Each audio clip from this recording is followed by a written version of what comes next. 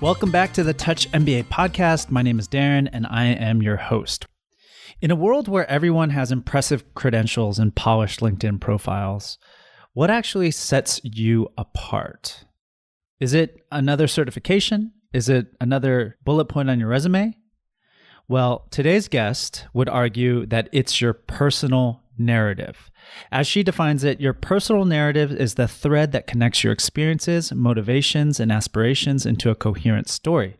It's what transforms a collection of achievements into a compelling vision of who you are and where you're headed. And that was written by Ellin Lolis, who is founder and president of Ellin Lolis Consulting. And her firm has a close to 99% success rate at helping clients get into at least one of their target MBA programs. In this episode, we cover Ellin's story. How did she fall into this world of MBA admissions consulting? We talk extensively about how to tell a compelling personal narrative. We talk about how to find your purpose and vision to convey in your application, how to find the golden thread, as she calls it, and much, much more. And then at the end of our conversation, we also talk about the impact of AI on MBA programs and MBA admissions and what she is seeing in both worlds. So I hope you take a lot of notes on this episode. I think Ellin and I have a nice discussion about what we have seen work for successful MBA admits. And I hope this truly does help you locate and communicate your most compelling personal narrative in your MBA applications. Before we jump into the episode, I just want to remind you that here at Touch MBA, we're all about helping you find best fit MBA programs. And we really specialize in non-US international MBA programs. So if you're looking to apply to top ranked business schools outside the US, go head over to touchmba.com. We'd be glad to help you with school selection and give you an outside view of your competitiveness. We'll also give you some tips on what we think you can do to strengthen your profile. So you can find that over at touchmba.com. All right, guys, let's get to my conversation with Ellin. Here we go.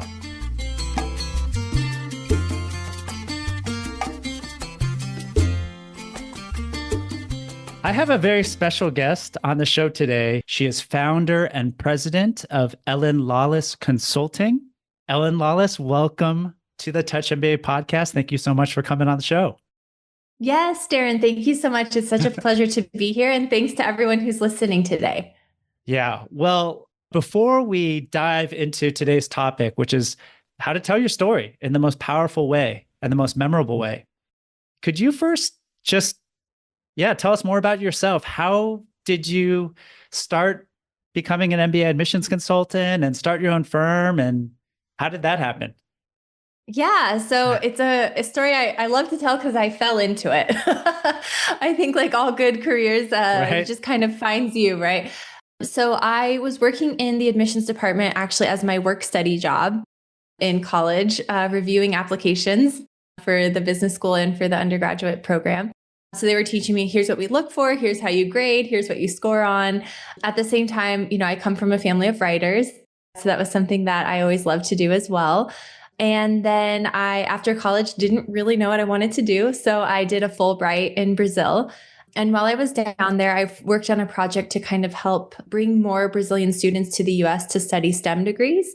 And what we noticed was that a lot of them had a lot of difficulty understanding the application process because it's very different in Brazil. You just take kind of an admissions test, and if you get the score, you're in. If you don't, you're not.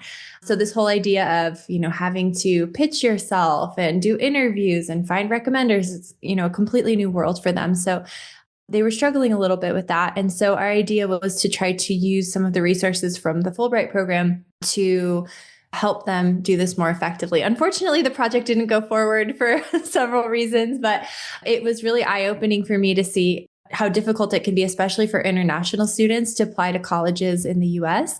So after I left the Fulbright program, a couple of people came and said, I know you're not doing this anymore with them, but can you do it with me? And so, yeah, of course, this sounds fun. Let's do it. So I started helping them work on their application. They got in with scholarships, which was great. And then I started working with their friends and their friends. And then, here we are 10 plus years later with a team of 10 plus consultants today with people from all over the world.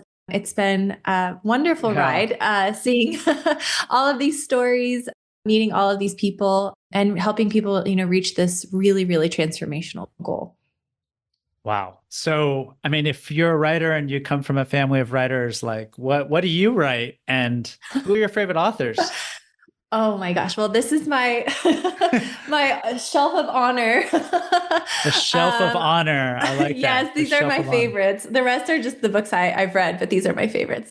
And so I like to read fiction, actually, mostly. I do read some nonfiction, but I love to read fiction. And I think it's criminally underrated for business professionals, this idea that if you're a serious business person, you only read nonfiction. So I think we should all be reading fiction. It's good for empathy, seeing, storytelling, how people present themselves, and kind of seeing how people live lives that are different than yours, which I think is important. What do I write? I wish I had more time to write. I'm working on a novel. Many years. It's just kind of a fun side project, but mostly, my writing is with helping clients tell their story, writing blog posts, kind of that more day to day, those types of writing tasks. Yeah, I'm 100% with you. I'm a really strong self-help type of person. And so for a long time, I read tons of self-help, nonfiction books, marketing, entrepreneurship, especially.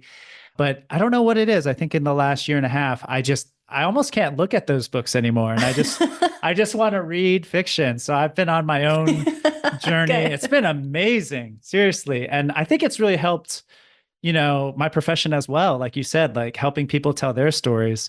Because when you read good stories, you just see how authors create the scenes and create suspense and like focus in on small moments. And so I've really enjoyed it. And I'm 100% fiction right now. That's for sure. What are you reading right now? I'm always looking for recommendations. Well, yeah. Have you heard of the book Tomorrow, Tomorrow, Tomorrow? Yes, I love that book. Yeah.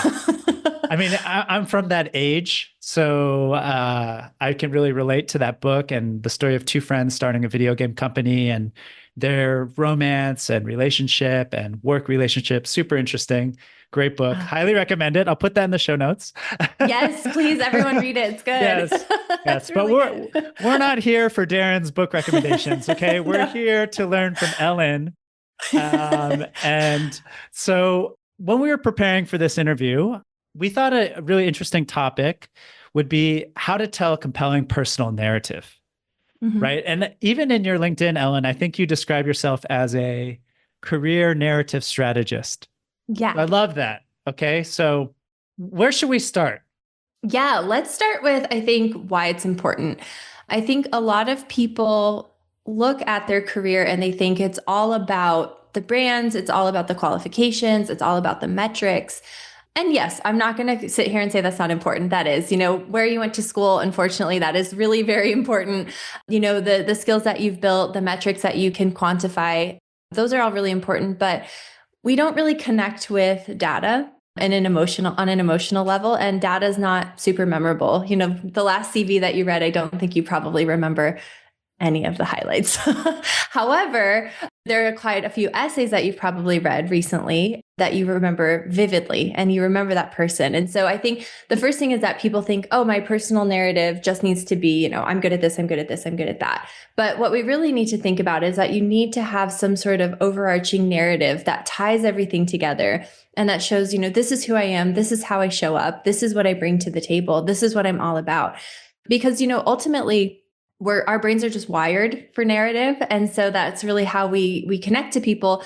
But also if you look at, ways that you want to share those personal narratives online, like if you look at your favorite LinkedIn influencers or TikTok influencers or wherever you are in the space, they're not saying, here's my 10-step recipe for success. They're sharing their personal stories. They're sharing their personal struggles. They're weaving all of that into a narrative that, here's who I am. Here's what I care about. Here's what I bring to the table. So I think the first thing is really my job is convincing people, especially very quant heavy people that I work with in finance and consulting, that narrative is really important. That's really how you're going to be memorable and connect with other people. Yeah. So I totally agree. And how do you start? By the way, I saw on your website that you guys have helped, I think it was something like 98.9% of your clients get into at least one of their target business schools, which is an amazing stat because I'm sure they're not hiring you to target average business schools.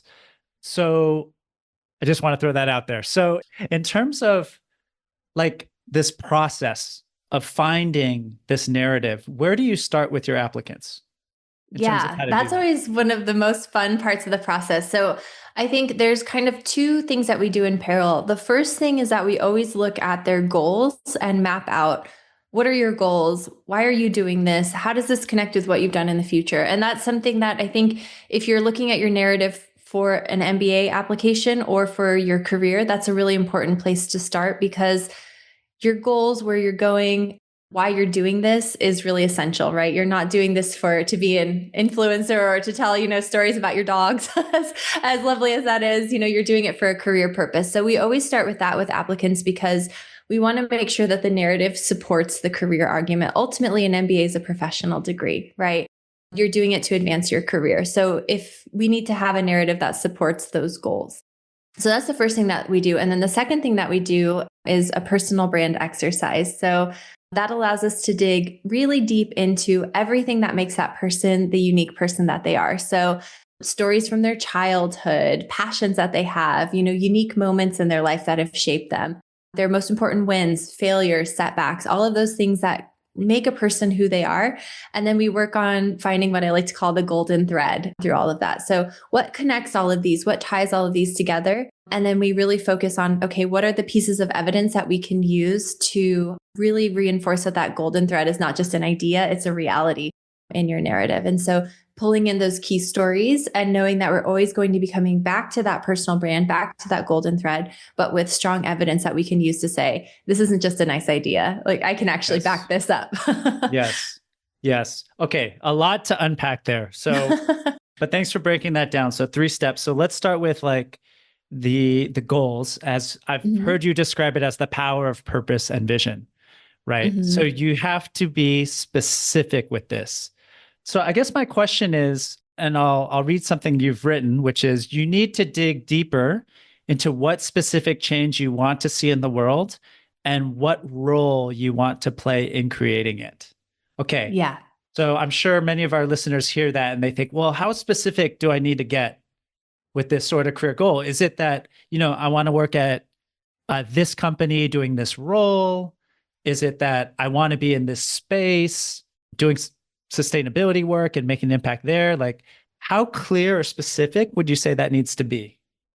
That is such a good question. And guys, if you only listen to one part for your application, please listen to this part, because this is going to be one of the most important things that they're looking for in your application, is that clarity of your goals, right? If I can't see a clear vision for where you want to go with your career, an MBA doesn't really start to make a lot of sense in that plan, right? So how specific you're going to be, especially in the short term, you want to be really specific. So you want to mention the job title, the industry, and a set of companies that you'd be interested in working for.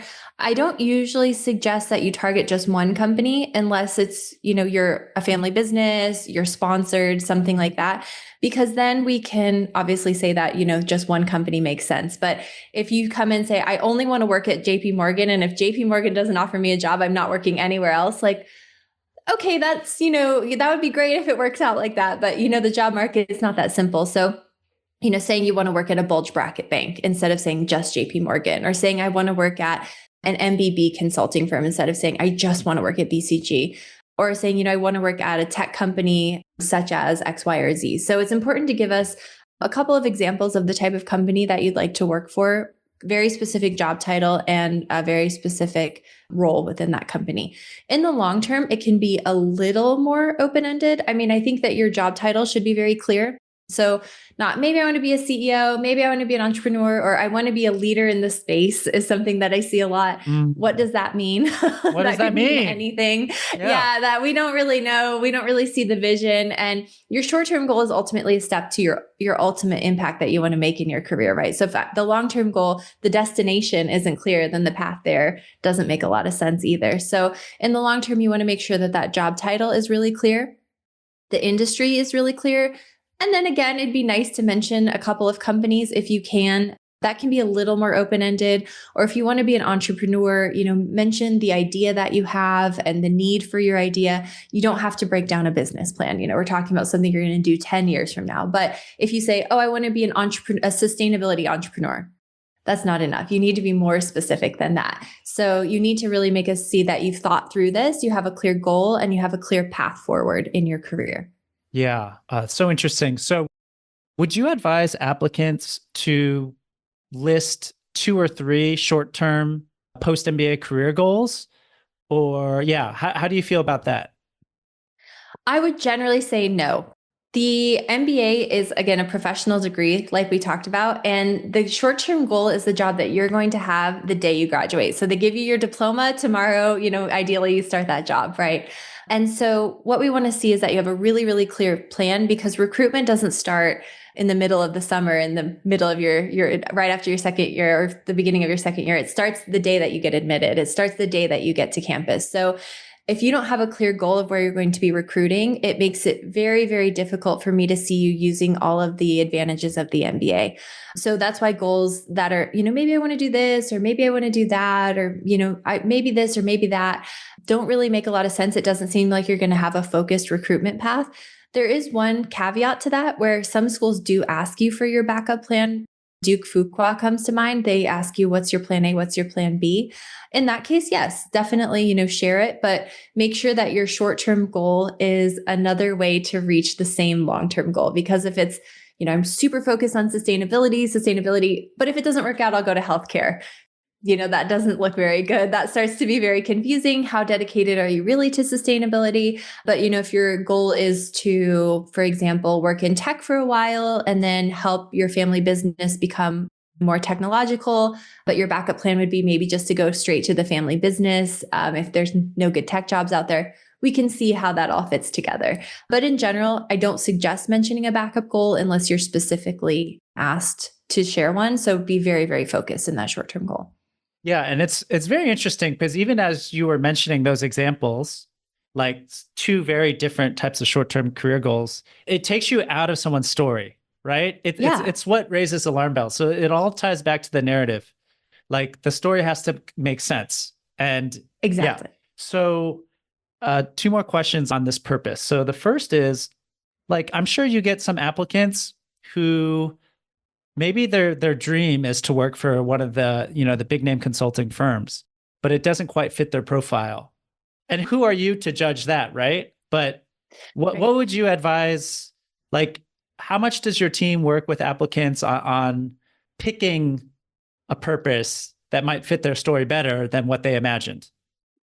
Yeah. So this happens a lot of times when somebody has, not a lot of times, but from time to time, I have this passion of mine, right? But I can't prove that this is a passion in any substantive way, that. Right? For example, like let's use healthcare, because healthcare comes up a lot. So, I really want to start a mental health app. This is a story that I worked with recently. Like, okay, cool. You work in finance, you cover retail, nothing really to do with mental health. Do you have a personal story? Do you have a family background? Do you advocate for mental health? Do you volunteer with No, I just think it'd be a cool idea. And there's nothing wrong with that. Like some of the best ideas probably have come up with somebody, at 2 a.m. being like, that would be really cool.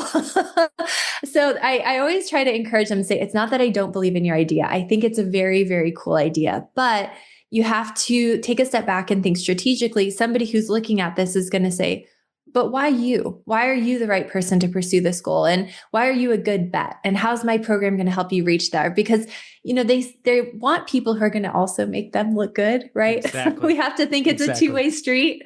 It's not a nonprofit, it is a business in a sense, right? Business school, they have a brand to protect. They have a company in a sense to protect as well, right?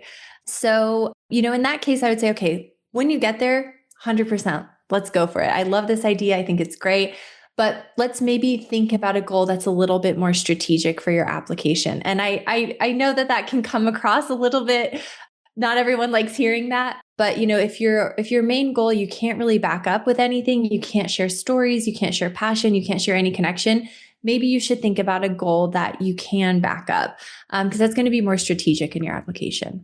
Oh, that's a perfect way of saying it. And as someone who has sat on the admission side, like we not only want, great ambassadors for the business school, but we also want happy customers. So if you have a goal that we can't help you meet, then that's not going to be a happy student as well, right? No. So that That's so good. Please, thank you so much. Of course. And then in terms of resources that you might recommend to your clients about, okay, how to kind of maybe explore different options here, do you have anything to suggest? Yeah, so we are actually launching a platform, which I'll talk a little bit more about, called My Admit Coach. And essentially, what I wanted to do is take everything that I've learned over the last 10 years and make it available in a really easy to understand course, walking people through step by step. And then we also worked with some Silicon Valley developers to help us develop really powerful AI to back that up. You can use it with or without AI, which was really important to me. I know some people like it, some people don't. And so in that platform, there's a great exercise that really walks you through step by step thinking about your goals. How do they connect with what you've done in the past? What kind of stories can you use? What kind of passion backs this up? What's your aha moment, for example, where you realize this is what I want to do? So I think walking through that can be really helpful. And then on the AI side, I've worked with a lot of prompt engineers, got into the prompt engineering world way deeper than I ever thought I would, and developed a prompt that essentially simulates an admissions committee review of those goals and gives you the strengths, the weaknesses, scores it on how well it would fit with the rest of your profile. So even if you don't want to use AI to help you develop your essays, you can still use AI to help you analyze your profile, I think, in a really helpful way. And so I think that those types of exercises can be really helpful. Of course, you can always also look for an MBA consultant. We've been doing this for a long time. We know it works. We know it doesn't work. We've seen a lot of case studies. So to come to someone as a thinking partner can also be really helpful. Yeah. Okay. So we'll get back to that, and we'll definitely link to your site where people can find that product soon, that course, through your website, for sure, in the show notes.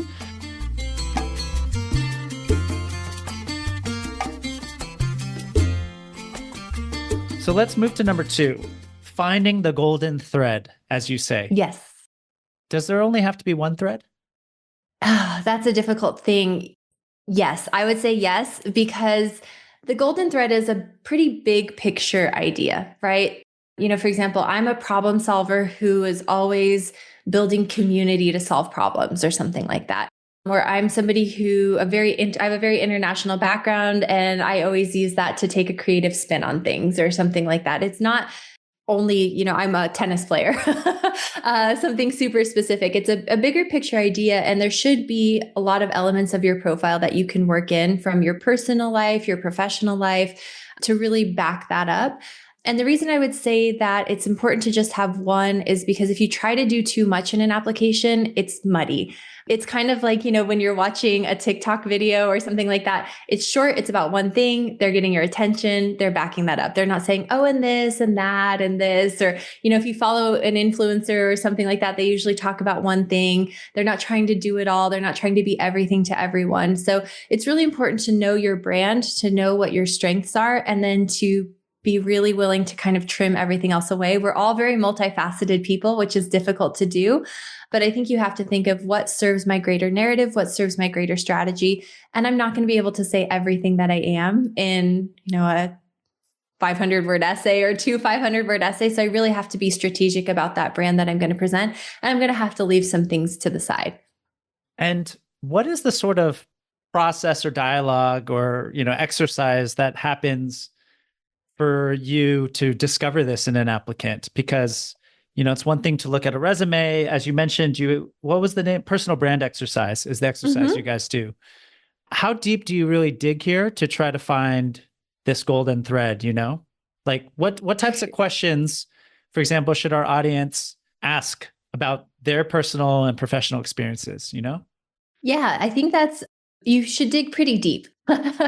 Which is why, too, if you're working with an admissions consultant, find someone that you really trust, because the best applications come from vulnerability, from really sharing everything about who you are, and finding someone that you're able to go deeper with. So if you don't feel that level of comfort with that person, it's going to be really hard to share elements of your story that come through. Not necessarily are you going to, and I was on a panel last night with Leland talking about this, that not necessarily are all of those vulnerable moments going to translate into an application, but it's really important to have that as kind of our basis so we can understand who you are. We can see what makes you tick. We can see what your passions are. I think, looking at your values and passions is a really important kind of first step to say, okay, what do I value? What am I passionate about? And how have I put that into practice? What are examples that I can show of where I've done this?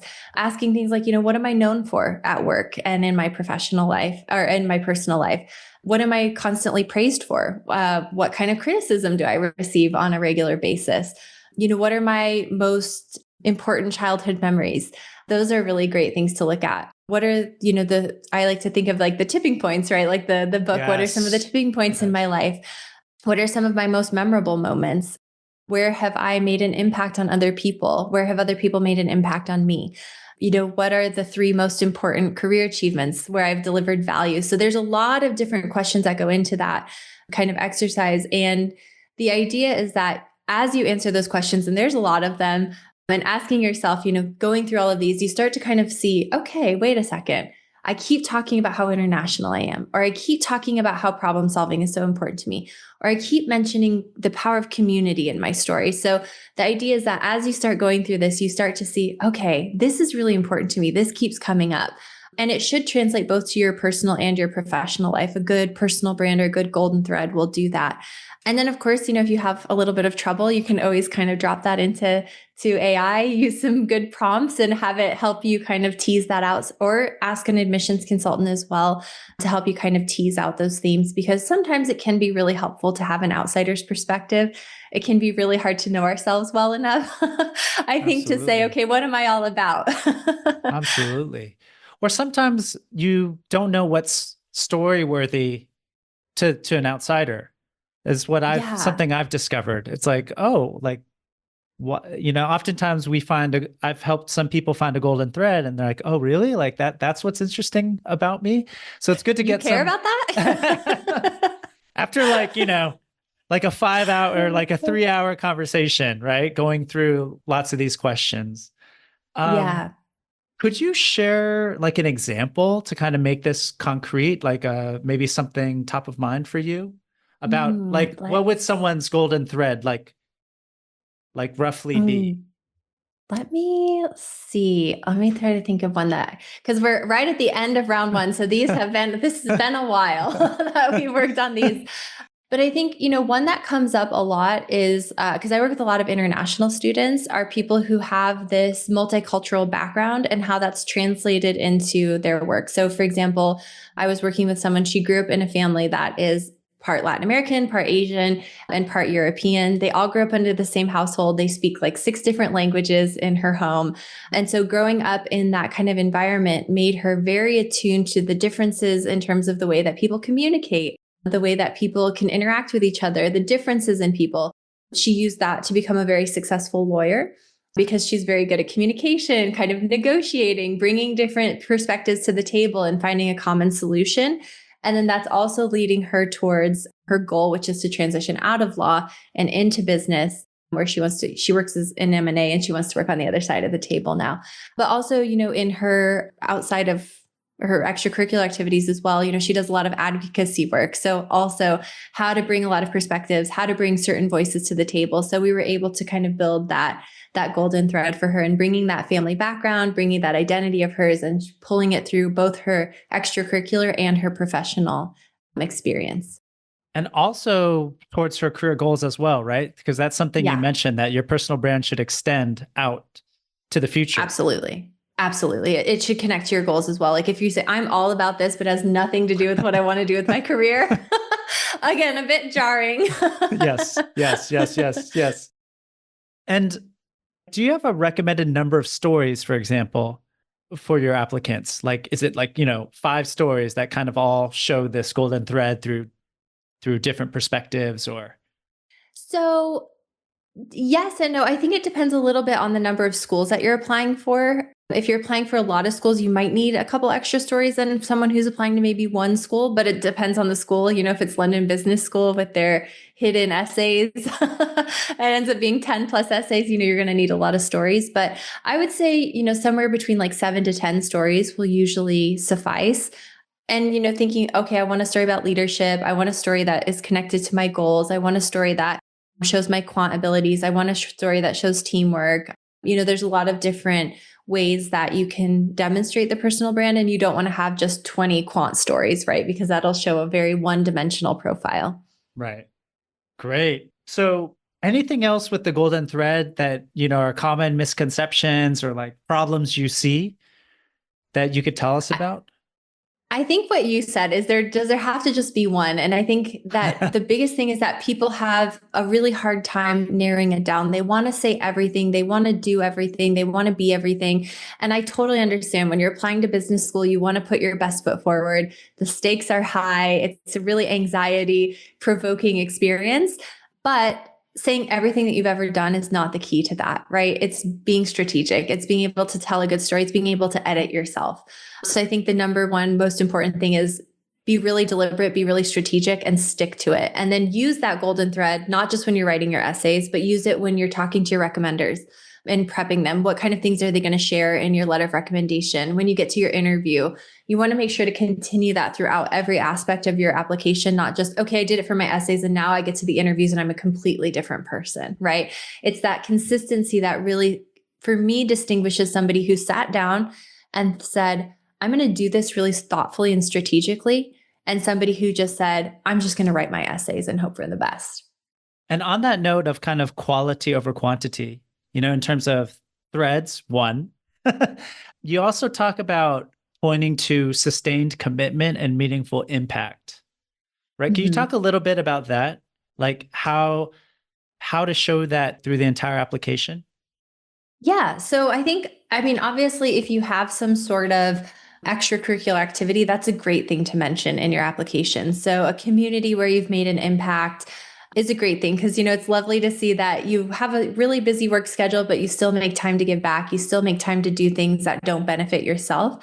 So being able to show that you have some sort of extracurricular work is great. And that doesn't necessarily have to mean that you're a formal mentor or a formal member of some sort of group. It can be that you're an informal mentor or that you help, other people in your community in a certain way that's maybe not through the United Way or something like that. Right. Right. We're really looking for quality over quantity, right? I was talking to somebody actually yesterday and he was like, I mentor 2 students right now and I'm going to get that number up to 10 so that it looks better in my applications. It doesn't matter. You don't need to, mentoring 10 people is not going to look better than mentoring 2 necessarily. Mentoring 2 people really well and being really involved in that organization and showing your passion is much better than saying, I was barely involved and just sent emails to 10 different people. We're really looking for the quality of someone's involvement. If you don't have a lot of community involvement or you don't have extracurriculars that you're involved in, don't worry. It doesn't mean you can't apply for business school. You want to show that you have a commitment to something else, right? So maybe that's in your work, like that it's your main driver in life. You shouldn't just be making more money in your application. Not that there is anything wrong with that, but if we just read an application and it's, all I ever do is just try to get promoted and make more money, that's not a great story to read. That's not super interesting. So if the commitment that you can show is through work, you're trying to enhance the entrepreneurship ecosystem through your job in VC, or you're trying to create more jobs with your role, or you're trying to make retail more accessible by launching product lines that meet a variety of different needs that weren't met before, or you're trying to help make logistics more sustainable through your job at Amazon. So showing that you're committed to some kind of something greater than yourself, I think is a really important part, and really being concrete about that. So don't just say, I'm really passionate about, say, sustainability. Show us how you've done that, or in your extracurriculars as well. Give us some evidence of that. So it's kind of like in your personal brand exercise, is it summed up in like one page or 300 words, or is it less? Is it like a tweet? So I'm just curious about how that works on your end. Yeah, so we have 2 different parts of that. We kind of go through this and then you get to the end, and that one of them is your brand messages. So we like to have people think of 3 to 5 brand messages that, here's different areas of my profile that I can highlight, and here's evidence that proves it. So if I say I have exceptional quant abilities, here's example 1, here's example 2, here's example 3. I have extensive international experience. Here's example 1, 2, 3. If you think you have a brand message, but you have no evidence, you don't have a brand message. And then we sum it up with an I am statement. So it's a 1-sentence kind of slogan that says I am. And then you just share, a little bit about who you are where you're going in terms of kind of your goals and careers and why you're doing it. And that should be able to sum up your golden thread really nicely. And then that should be a very easy way to continue to bring that throughout your application. Because you're exactly right. Like, how do you keep all of this in your head at the same time? Yes. Bringing it down into that I am statement, I think, should always act as kind of a gut check. So does this connect with this? Does this connect with that? And that makes it a lot easier to keep coming back to that. I love that. I love that. I mean, back to the money example. Yeah. I've read thousands of applications, and I'm actually wondering if someone just said, like, I'm doing this because I want to triple my income coming out of business school. But I guess, yeah, they would have to make it, it'd have to be a real thing. Like, oh, I want to support my family, or like this cause or something. But if they just said, I'm money hungry, this is the only reason why I'm doing this, I think that'd be kind of a shock, actually. That might actually get my attention. I'd be like, wow, this is just naked, lust for money. Kind of awesome. Or not. I don't know. I don't know. It depends on who's reading it. Right. So maybe you get someone who's like, wow, okay, very direct. I like that. Or love the honesty. Yeah, love the honesty. But yeah. That's I've actually always wondered that, because obviously I think there's an assumption that you're investing so much money and time into this degree. Of course you want to improve your financial prospects, right? And increase your earning potential and all that good stuff. But if someone was just like, I want to be a billionaire, come on. That's all I care about. Yeah, because I think, if you come across in that way, also we kind of maybe wonder, like, what would you be willing to do to get there? And are you the kind of ethical applicant that we're looking for, that is going to represent our brand, that is going to represent our values? Thank you. Exactly. That's where I would start to be a little bit like, ooh, would this person commit fraud to get there? Would they trample on people? I think that there's nothing, you're exactly right. There's nothing wrong with being ambitious. It's business school. You should be ambitious. That's the name of the game. But I think we just want to see that there's something beyond that. I had a great mentor in college who was one of the heads of the medical school. And I remember he would tell me about how he'd interview a lot of people for medical school. And he's like, if, ever someone just sat down and said, yeah, I just want to make a lot of money, I don't really care about patients. He's like, that'd be an instant no for me. And that always really stuck with me. Like, yeah, that's true. That would, if you talk to your doctor and you're like, why are you in this? Like, yeah, just to make money. You don't matter. Right. That'd be a bit shocking. Yeah. That's not someone you want to deal with, right? You want to. Yeah, that's scary. But they should be well compensated. Let's agree. Yes, exactly. Yeah. So, I mean, I think we kind of covered, why your personal narrative is important to stand out. When you're applying to these top business schools, you're getting just really qualified applicants from all over the world, high test scores and all that. So how are you going to be memorable? We've talked about how to do it, in a sense, some processes, some questions you've asked. Is there anything else, like, because this seems to be your thesis, this is the most important part of the entire application, right? Yeah. And I do think, I'm not going to undermine any of the other application components. If you don't have a good GMAT score, it's going to be hard to get there, right? So there was an article that came out a couple of years back, and Harvard said, about 80% of the applications that we get are fully qualified to be Harvard admits. They get about 10,000 applications. So we're looking at 8,000 people who have good GMAT scores, a good professional track record. All of the stats are there. So how do you narrow 8,000 people down to 1,000? It comes down to the story, right? It comes down to sharing that narrative. It comes down to showing what you can bring to the table, how you can enhance the community, what you're passionate about, and building that connection with someone. And that's where narrative is so important. Again, we don't connect with people through CVs. We connect with people through stories. So if you want to be the person on the other side that they say, wow, what a cool story. What an interesting person. We need to call them in for an interview. We need to meet this person. It comes down to how you tell your story. But again, if you don't have the right statistics, getting the person to read your story is going to be a lot more difficult. So you need to have the strong foundations. You need to have, a good track record in your career. You need to have a good GMAT score. You need to have a good GPA. Again, there's ways around that if you don't, but generally speaking, you need to have the foundation set really well. And then the narrative is what really will help you seal the deal. Yeah.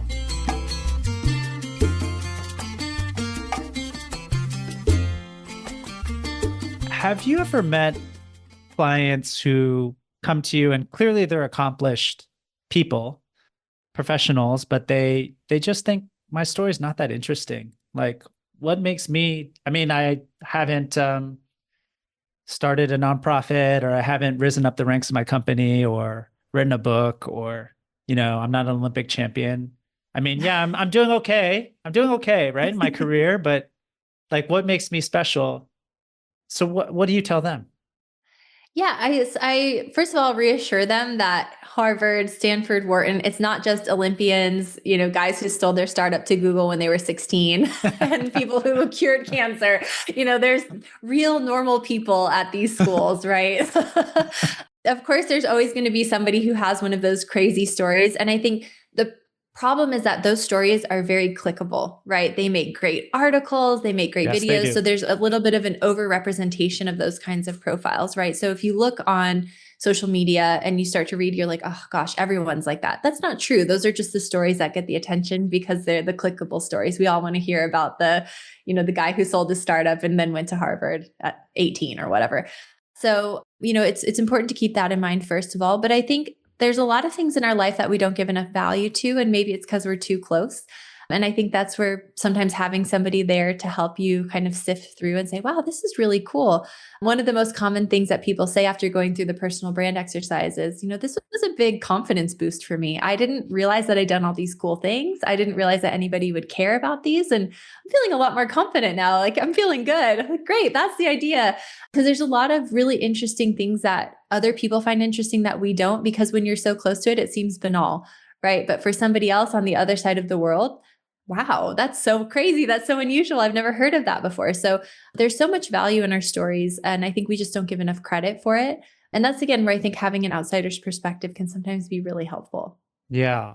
And the second sort of problem case I see is applicants. Let's face it, a lot of applicants, well, maybe this will change in a few years, but I think a lot of MBA applicants, they want to work for those big consulting firms, right? They want to be management consultants. It's like their dream to do that sort of work. So if that's their career goal, and that's where they start, right? With the purpose, with the goals, and that's really what they want to do through and through. Well, how do I stand out from the third of other applicants who are targeting these careers?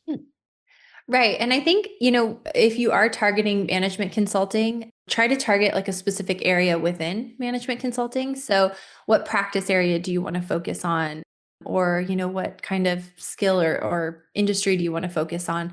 I think is really important because that helps us narrow it down a little bit more. Just saying I want to be a generalist is very difficult to find traction. There's nothing for me to really grab on there.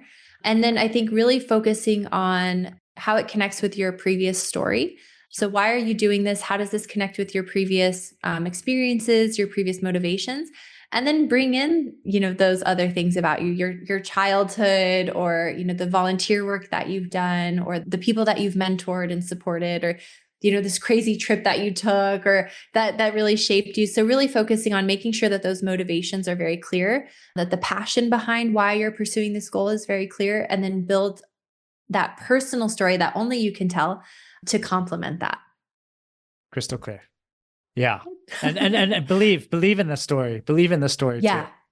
Yeah, absolutely. Because it's just something I want to add to this is I think it's really important when you share these stories through your essays, secondhand and directly through your recommendations, and then in person during your interviews, that the person either reading the essay or interviewing you can really feel the energy, let's call it the emotion. Doesn't mean like you're crying during your interview, but they know that this is important to you.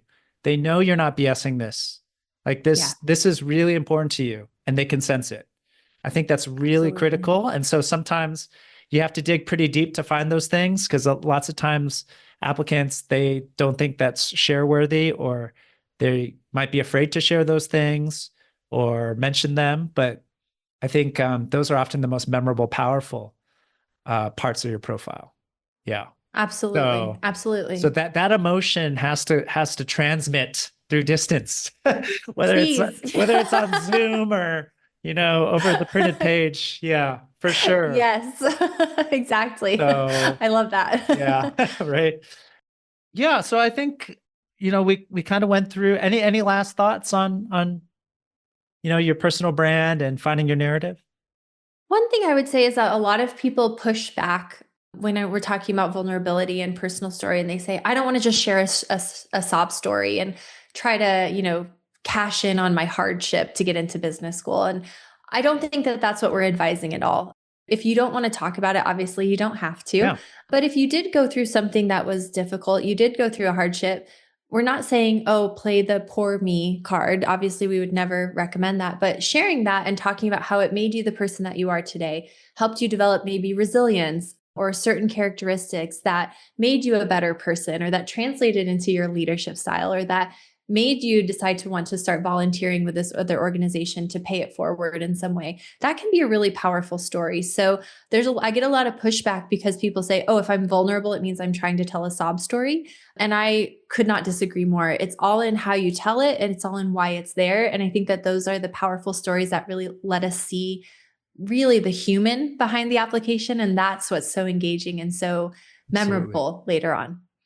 Yeah. And I love that. And it's kind of like stories are really some type of transformation that happens in the character, right? Yeah. If you watch a movie, or it's usually some sort of transformation or some sort of realization that you have.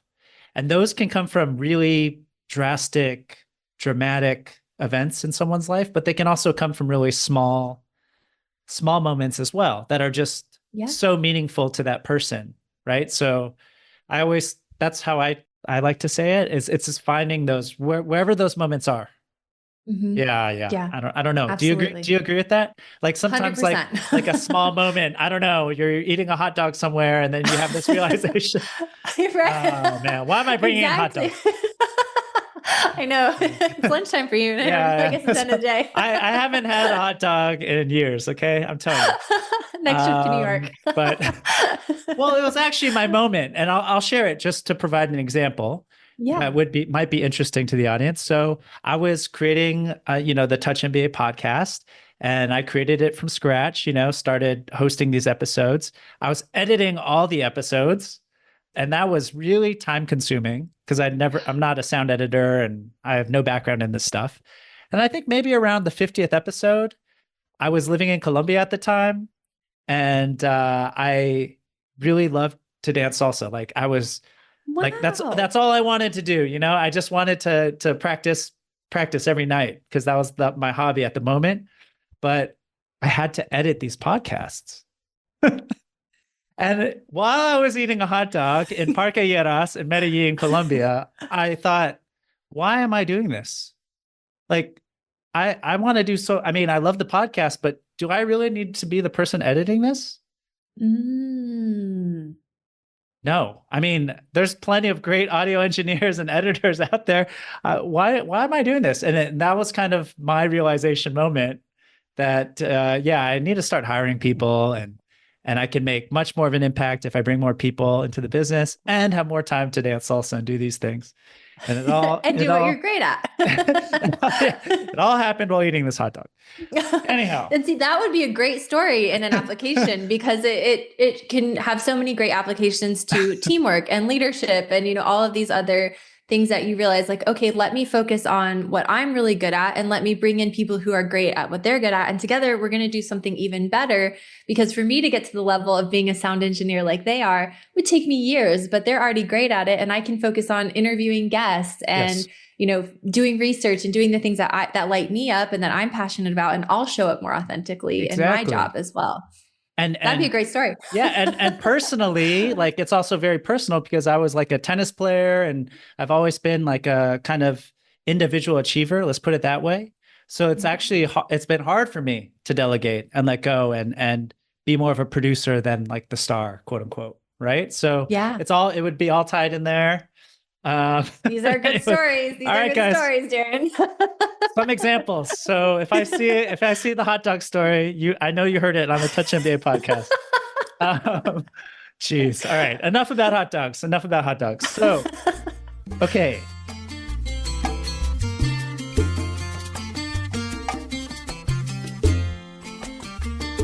Let's talk about AI. Yeah. Because I think this is super interesting in many ways to both the value and necessity of an MBA degree. Mm-hmm. How is AI going to transform the need for the MBA and business schools, as well as like our little space, like the admissions consulting space. And you mentioned what you're planning to do there, but yeah, let's start with the school space first. What have you seen, like, working with so many clients applying to MBA, right? Like, is AI a huge part of their career goals now, and how their narrative, like what's going on?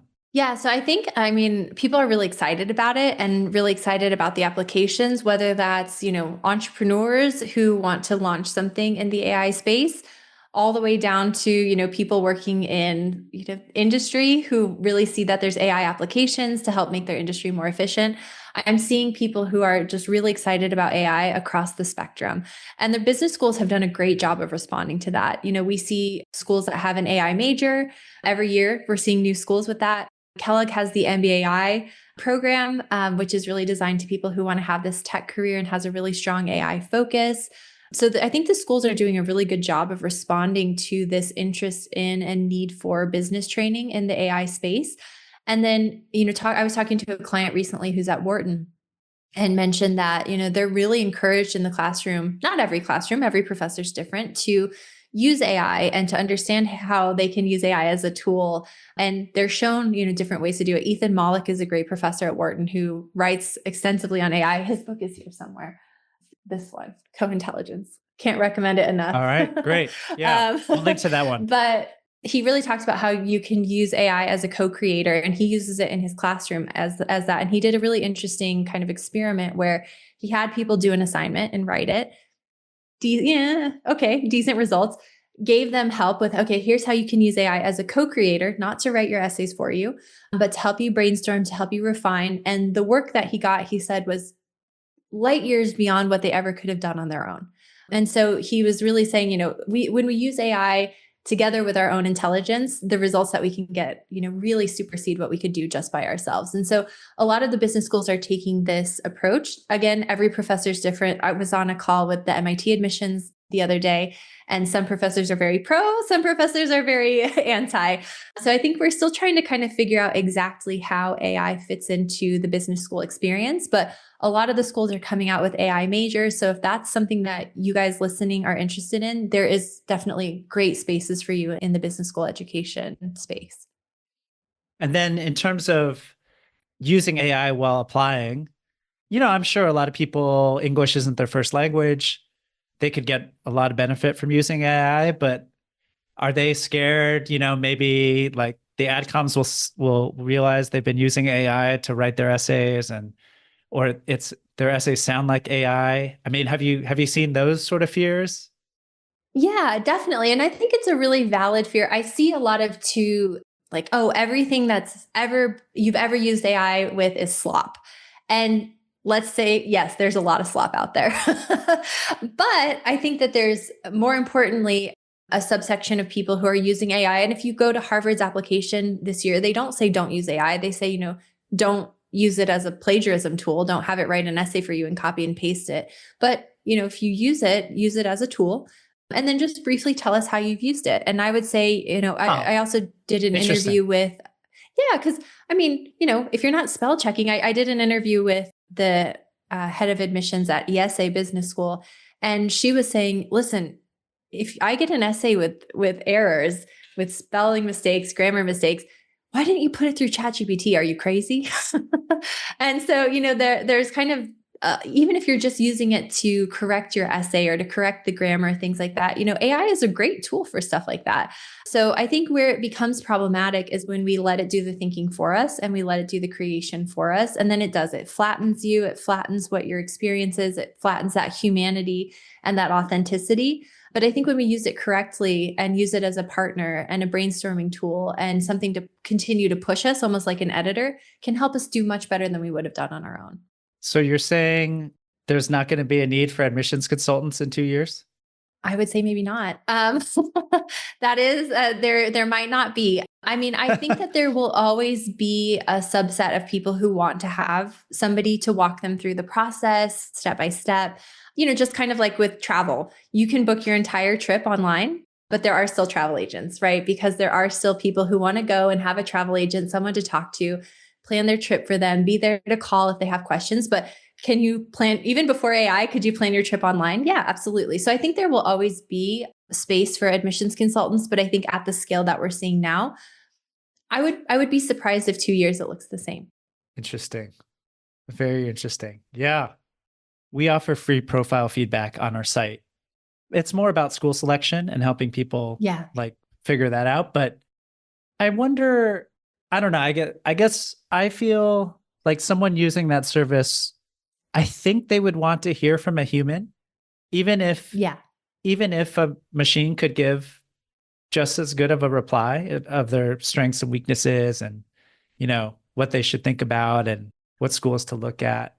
Who knows? I mean, maybe that's an assumption, but it's kind of like if you write an email and you get an AI response within 1 minute, even if that response is like perfect, spot on, you're like, oh, or maybe that's you answered me so quickly. Yeah, maybe that's my own Darren Joe bias, clearly you know where I fall. So just by me talking about this. No, but I do agree with you. I think that there will always be space for the human. I think, and I don't think that MBA consultants will go away. At least I hope not, because I love working with my clients. But I think that in terms of what people are looking for, I think that might change. I think, there will still be people that want you to do it step by step, kind of hold their hand in a good way. I mean, throughout the process and, be that thought partner at every step. But I think there will also be people who are, I'm busy. I don't have a lot of time. Or unfortunately, we know that like with MBA consultants, it is an expensive service to have. And we work with a lot of international students, both of us, and we know it's not always accessible for everyone. So I think that they're being able to say, okay, you can use AI to get you to 80%, and then let's have a human take you from 80 to 100. That's a good point. Is really, really helpful for somebody, especially who's, or not AI, AI as a co-creator, not doing it for you to 80%, but and then having a human help you refine and gut check and really do all of this, I think maybe how MBA admissions starts to move. And feel free to delete all of this if you don't want to include it in your podcast. Don't worry. What are you talking about? This is great.